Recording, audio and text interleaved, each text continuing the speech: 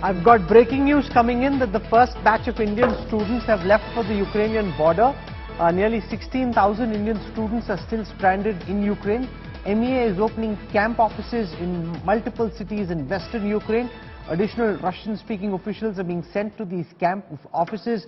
Gaurav Sawant has details on the condition of the Indian students. 16,000 of them, many of whom were asked to leave earlier, but because they didn't want their classes to get disrupted, and there was, at least in Ukraine, no sense that there would be war, and therefore they stayed back and now find themselves in a very tricky spot, Gaurav. They indeed are in a very tough situation at this point of time, Rahul, and majority of the students are not in the capital Kiev. They are in Odessa, which is a major education hub here. Some children are in other cities, including in Kharkiv, again a major education hub. Most of them are studying medicine, some are also studying engineering, and a lot of people are working in the IT sector here. Like in India, the IT sector is growing very rapidly in Ukraine, but now these people find themselves in a very difficult situation. We spoke to some of the students who said they've been forced to spend nights in bunkers and in basements of their buildings. In some instances where they don't have bunkers close to their buildings, they've been told to rush to the nearest metro station.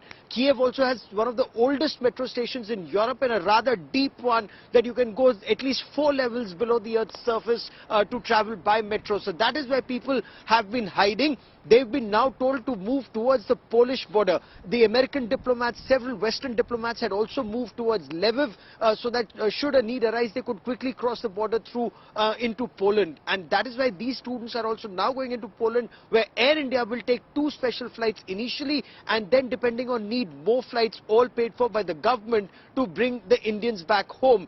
Again, they're being advised caution, Rahul, because while there is no shelling on right now, shelling could start again, or a missile attack could happen again. That is why they have to be extremely careful when they leave their respective centers and go towards the Polish border, Rahul.